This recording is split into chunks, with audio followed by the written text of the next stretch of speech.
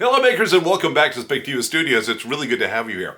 Now a lot of times in conversations with people I meet talking about art, I often get the line, well, I'm not an artist, I can't create art. To which I often think, well, that's absolute nonsense. Although once upon a time, I too felt that I could not be an artist because I don't know how to draw. But art, of course, takes on many different forms. And today I want to talk about something we can do with something we probably have laying around the house that might actually create something that's going to give it a new permanence in our lives. And I'm talking again about books. Now I have here an old book, one that probably went without being read. It happens sometimes, but I'm not sure where I acquired it, but I'm happy I have it because today I want to turn it into a bit of an artwork that we can share with ourselves or the world. Now, I pick up a lot of books at the thrift. You can go, of course, to your local Goodwill. I have a library that does a book sale once a month, which is fantastic. So if you need some canvases for your future artwork, it's really a great place to go and get started. But what are we doing in the context of this book? Well, let's take a look. First of all, this is a book, in this case, of close to 500 pages. And what I want to be able to do is I want to turn it into something, well, a little bit different from what it is as a book.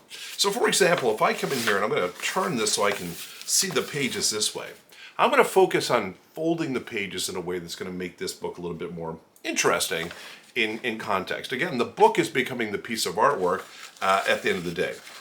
And for the first page, what I'd like to do is I'd like to crease it in a way that's going to allow me to create a point in the middle of the page, right like that. I'm going to try to keep these as tight as I can. Again, it's going to vary as we go through here. Now, what I might use for a project like this is what is known as a bone tool. And this is made out of plastic. It's probably traditionally made out of a piece of bone. And its purpose is to create really tight creases. So, for example, if I come in here and run my bone tool down the crease after I've made my fold, I can make that crease a little bit more sharper than if just using my fingers alone. And that just gives us a little something to work with, okay? Now that is our first page. I'm going to fold it in the middle. And for the next page, what I'm going to do is I'm going to take this page and I'm going to fold it down, again, right along kind of the book's seam. And I'm going to fold it here so that the point ends up more on the left-hand side, all right? And again, I might grab my bone tool and just smooth that out, make sure it's a little bit tighter. Now the next way I'm going to do on the next page is I'm going to do the opposite direction. I'm going to fold it in so that the point ends up over here more on the right-hand side. Let me just make sure I get this good. Let's get this creased nice and tight. There we go. And what I'm starting to see now is I'm going to end up with different points. Now what I want to do, by the way, I probably should have remembered to do this, on each one of these, I'm going to then fold in this other corner. So I'm going to get a full point on each one of these pages.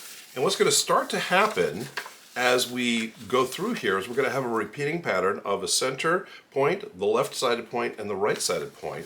And we're going to go through all the pages of this book, and we're going to bend them accordingly. And the results are going to be really more of a piece of sculpture when we're done than what looks like a book. So once again, let me just kind of get our points here in the middle here. I'm going to bring my pages together as tightly as I can, try to make that as even as possible. There we go. And again, I can grab my bone tool to pull that in, and I can see how that corresponds with the previous one. Fantastic. Now let's bring this over here like this.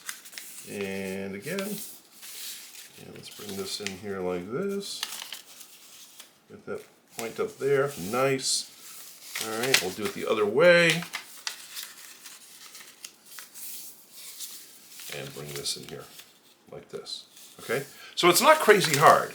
And what I've been able to do now so far, out of the 500 pages, I've done 6 of them, and I've allowed me to create this repeating pattern. Now I'm not going to bore you by going through the rest of this with you watching me do every step, but we are going to fast forward through this so you can see what the end result will be. And then we're going to talk about some upcoming projects as well that we're going to be exploring.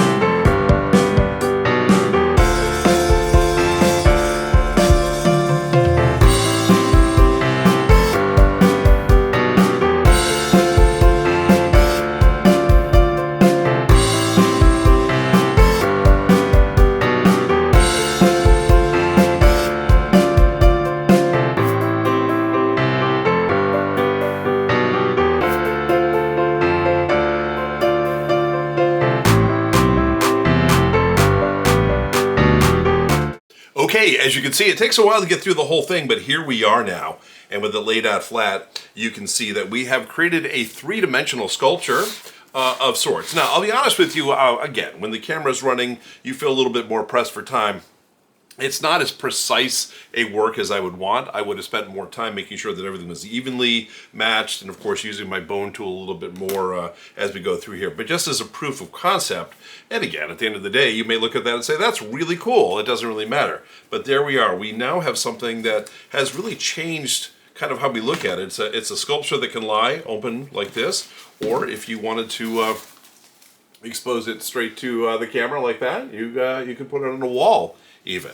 So there's some interesting things we can do. Now again, this is just an easy example of how you can simply take a book and fold it into something completely different. In upcoming lessons, we're going to talk a little bit more about how we can actually go approach this process with a little bit more intent, and to create something that is going to look like something that we want it to look like. But that's for sometime in the future. Anyway, that's what I wanted to share with you today. Hopefully you found this an interesting thing. And again, you probably have an old book lying around that you can turn into something new, which is really the whole goal of this tutorial. Anyway, if you like what you saw here today, we drop a video all the time. Feel free to please join our growing group of artists, of people who want to explore and learn more about how they can create interesting things with a little bit of what's up here and maybe some of these. Anyway, thanks so much for being here. Love being with you folks. Please drop by again in the future.